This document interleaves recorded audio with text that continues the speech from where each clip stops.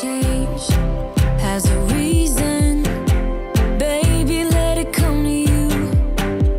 Every soul, every season lives outside of status quo. If we stop believing we're meant to be, expanding our abilities.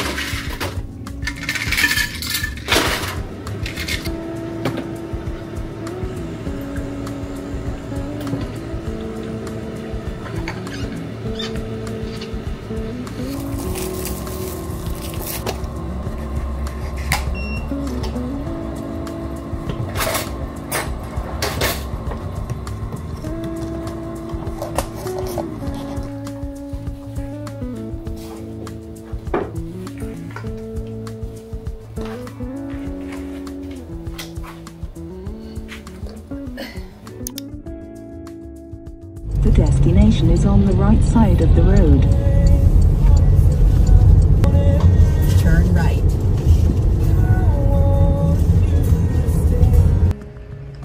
I reached out to her via Twitter. I said, I'd like to speak with you. Here's my number.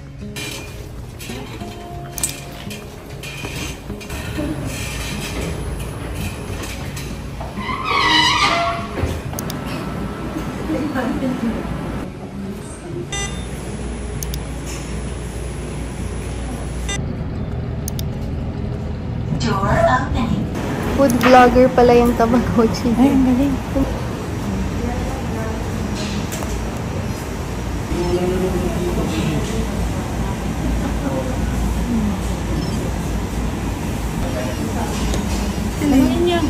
Aras caldo. Kayo, inay. Hindi ko ka nadala, no? Ay, ang galing! Ganun na lang din, inay. Ganun.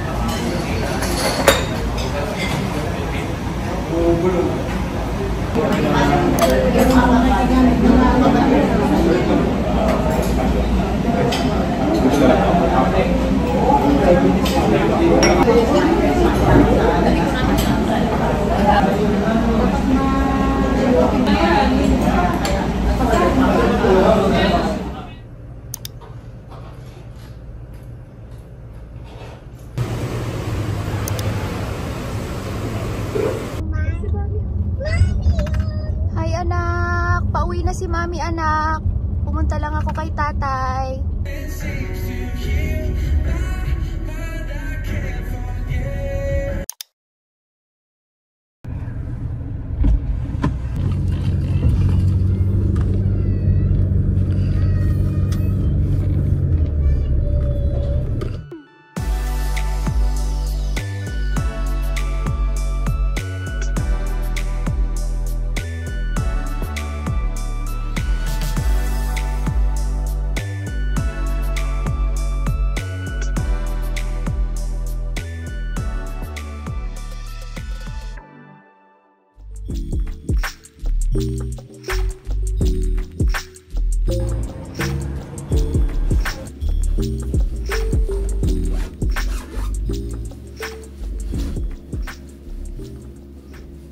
Hi guys, sorry if ngayon lang ako makakapagsalita sa vlog because I've been up since 3 AM. Kailangan kasi today yung brain surgery ni tatay.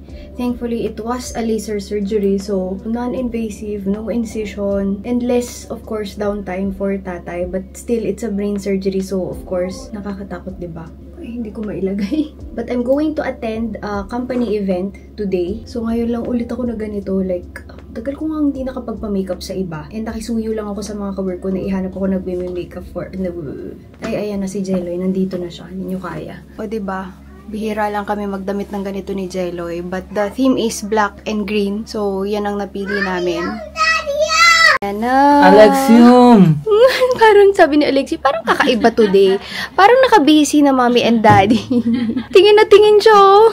Ang ganda anak na hairstyle mo, ha. Everyday iba-iba hairstyle. Biglang pumasok yung dalawa, na-interrupt ako sa sinasabi ko. But as I was saying, it's been 3 years since diagnosis ni tatay and still lumalaban pa rin. So, thank God kasi may pag-asa pa rin. So, kung meron kayong mga kamag-anak who's battling cancer, kailangan nila ng support system na maaasahan. Especially, mahirap yung nilalabanan nila. But it's very, very rare that I give updates regarding tatay's cancer because number one, it's a very personal thing and of course, hindi naman lahat pwede kong i-post online kung ano lang yung sa tingin ko, kung mapanood man ni tatay ay magiging komportable siyang panoorin. And number two, syempre, masyadong maraming update para i-post online. But ayan, almost done. Naglagay lang ako ng, ay, wait lang.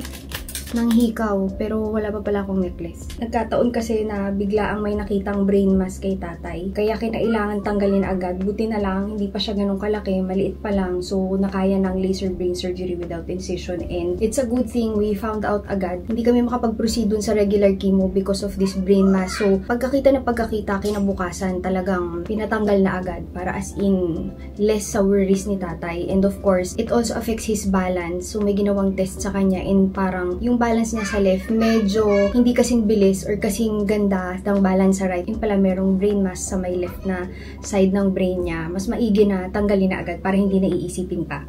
Pero ready na akong lumabas. Ay, shoes pa pala. Grabe, hindi ko pa na-unbox yung mga huli kong binili. Pero konti lang naman yan.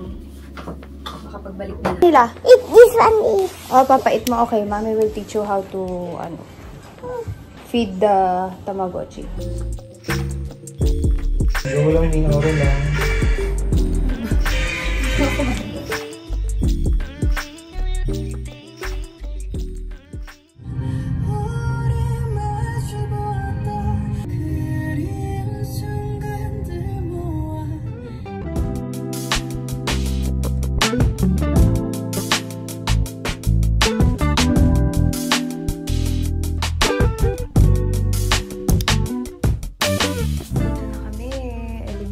Binaba lang kami tapos siguro mga 2 hours yan.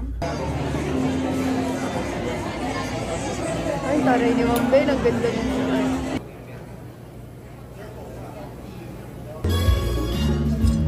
This is a pakapala ng mukha. Good evening, everyone. 20 years at Jenson Distribution Inc. Congratulations, Sir Eugene, and of course, Madame Diane.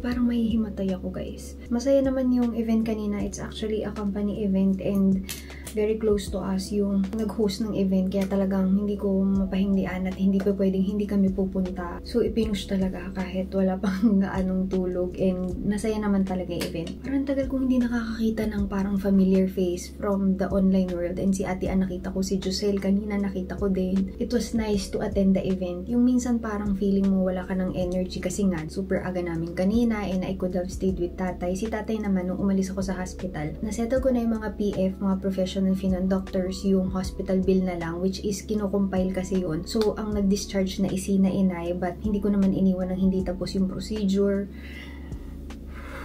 Sobrang survive lang talaga. Wala na ata akong tint, but I need to take care of everything. Tanggalin tong mga to, maghilamos. Kaso si Utoy ay tulog na. So, bukas na uli kami magkikita ni Utoy. Kanina umaga. Hindi ko siya nakita, umalis ako, tulog siya. And then, pagdating ko naman kaninang hapon, nakikipaglaro siya sa akin ng Tamagotchi. Alam niyo yung minsan, kahit wala ka ng energy, kailangan mong hilain yung energy kasi syempre hindi mo naman mapahihindian yung bata, diba? But itong week na to, Diyos ko, itong week na to, hindi lang ako nag-vlog. Ang nakita nyo lang is yung aking Friday, but yung buong week halos CR break lang ang pahinga niyan. Ang dami talagang ginawa buong linggo. Hindi ko na nagawang mag-vlog ng mga unang araw kasi hindi talaga kaya. Itong Friday lang na to, yung parang almost pa breaking point na yan. I really need to sleep. Bukas gawa tayo ng mini haul. So, hindi ko na napakita yung mga nabili ko sa Korea. Pero konti-konti lang naman kasi ngayong oras ko dun, very, very limited. Hindi ko na rin ituloy dun sa last na vlog. Good night. Thank you, Lord. Thank you na survive ko today.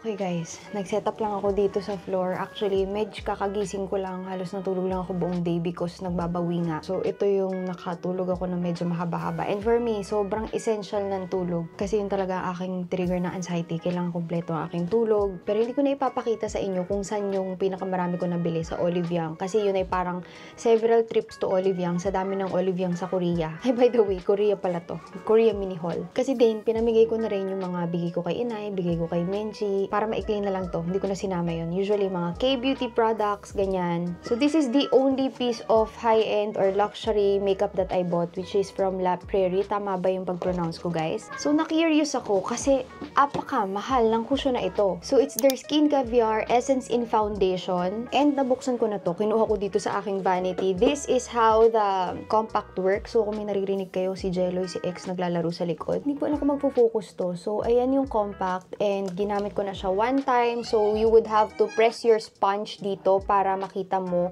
na lumalabas talaga siya doon sa mismong sponge. Kailangan mong i-press para lumabas. Kung dinip mo lang na ganyan, like tinouch mo ng konti, walang lalabas na product. And it also comes with one refill and dapat lang kasi ito ay wala namang 15,000 pesos but magkano ba? Wait lang. 350,000. So, lalagyan ko na lang conversion dito. Ayoko na talaga i-convert kasi nabili ko na rin naman eh. So yun, na-try ko siya and very similar yung texture niya talaga doon sa ating cushion, which is pagkalagay mo, hindi mo talaga siya kailangang iset. And yung refill niya is ganyan. May puff na kasama. Tapos, so hindi mo pa pwedeng. Yung refill niya ganyan, no? Ganyan yung itsura ng bagong open ko. Kailangan mo kasing i-press para lumabas yung product. Open na siya. So, hindi ko siya pwedeng tanggalin dito. Kala ko kasi pwede ko na itapon yung box and then, di ba ibang refill para may mga stickers sa regular cushion. Ito wala. So, kailangan ko itago yung box. Ngayon, matatanggal ko na yung isang kalat dito. Okay.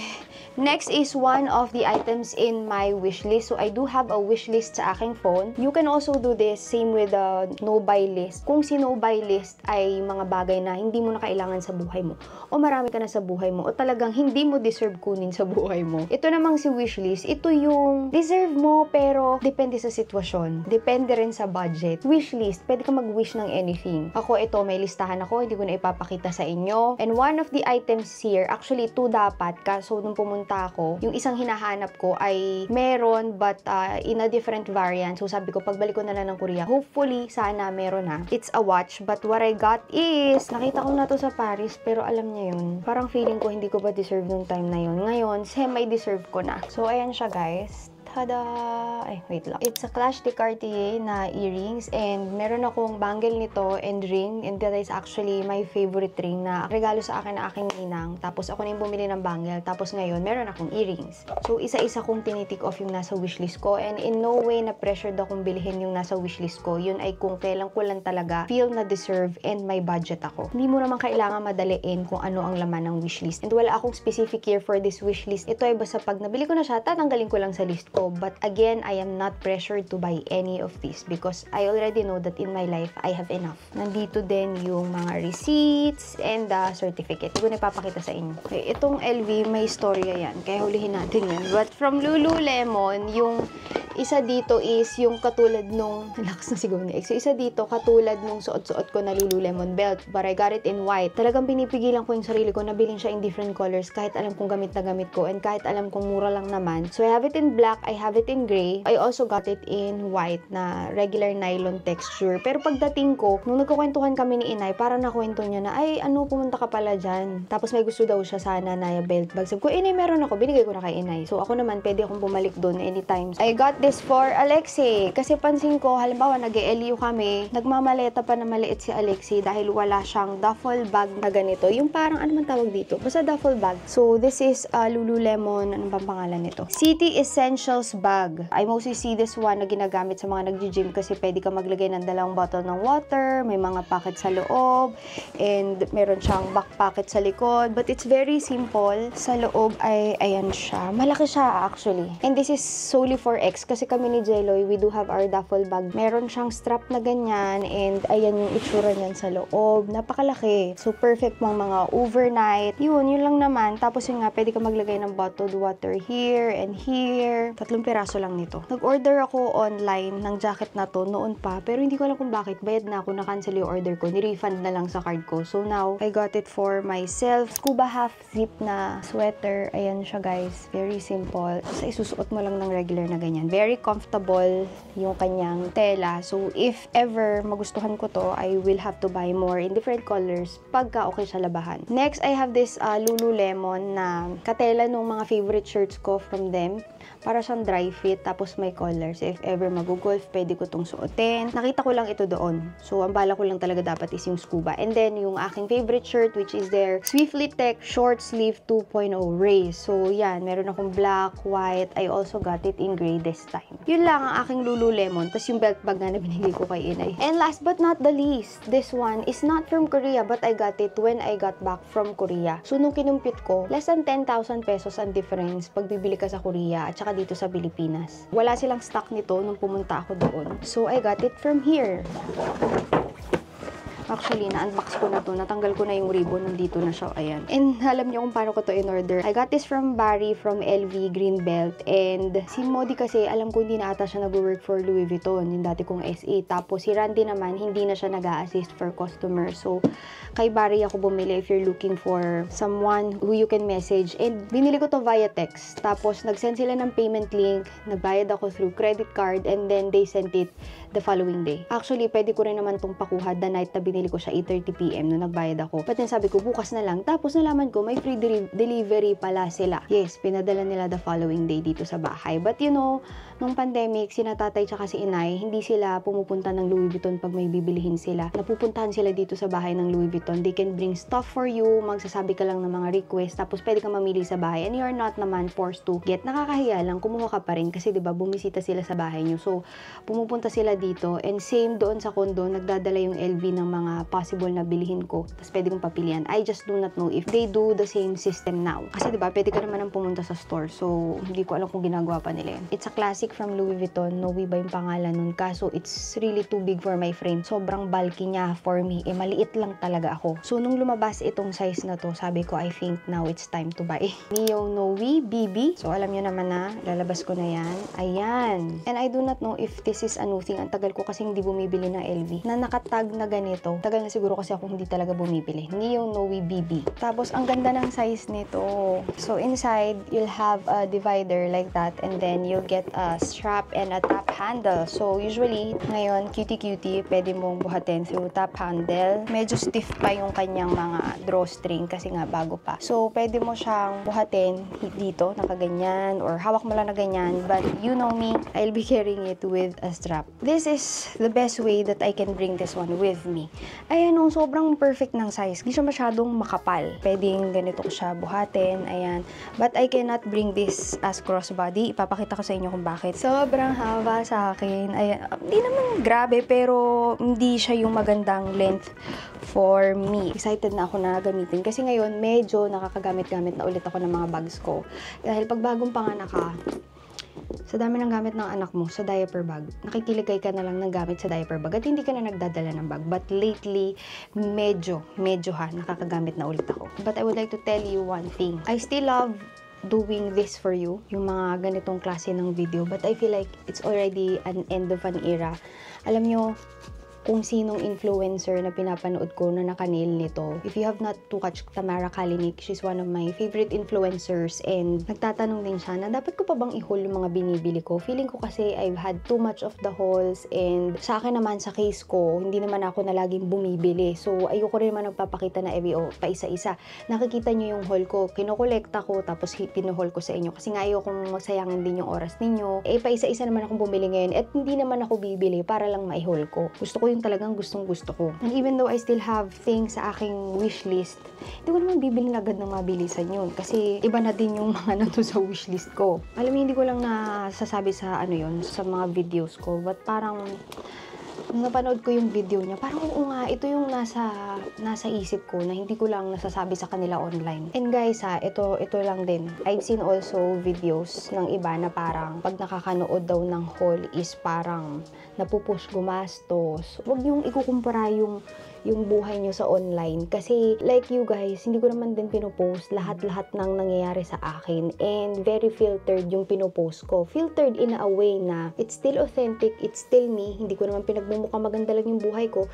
But since I know you guys are watching to be entertained, pagka may mga not so good na nangyayari, especially those are personal things, hindi ko talaga siya ipopost online. But do not feel like our lives are perfect as influencers, as content creators. We also have our fair share of problems. Huwag nyo ikukumpara yung buhay nyo. Dahil pag nakapost na yan sa online, edited na yan. At hindi naman ibig sabihin na pinaplastic ko kayo sa mga videos na yan. It's just that I choose what I share. Rarely nyo ako makikita na nagrarant, sobrang bihira. Kasi nga, gusto ko pag nanonood kayo, na-entertain lang kayo. Walang bad vibes, kumbaga. Walang toxicity, ganyan. If I have made you feel bad in a way or feeling unaccomplished in a way because of my hauls, I do not mean to do so. I did not intend that. Please do not compare your lives to other people's lives, because sabi nga nila, it is a thief of joy. Once you compare yourself to someone, nawawala yung happiness sa buhay mo. Kasi may kanya-kanya naman tayong sa buhay natin kumbaga journey. Yun lang. I can end this vlog already. Tingnan natin. But thank you so much guys for watching. Sana magustuhan nyo pa rin panoorin ng mga videos ko kahit wala nang masyadong hauls or bihira lang yung hauls and like regular life lang yung pinapakita ko. I'm still the same Ate Ana that you used to watch. I just really enjoy sharing what I can share with you online, and maraming salamat sa mga nanonood all throughout these years for even supporting Arcadia. Thank you so much guys. Maraming salamat sa panonood, and see you on my next videos. Bye-bye. Every change has a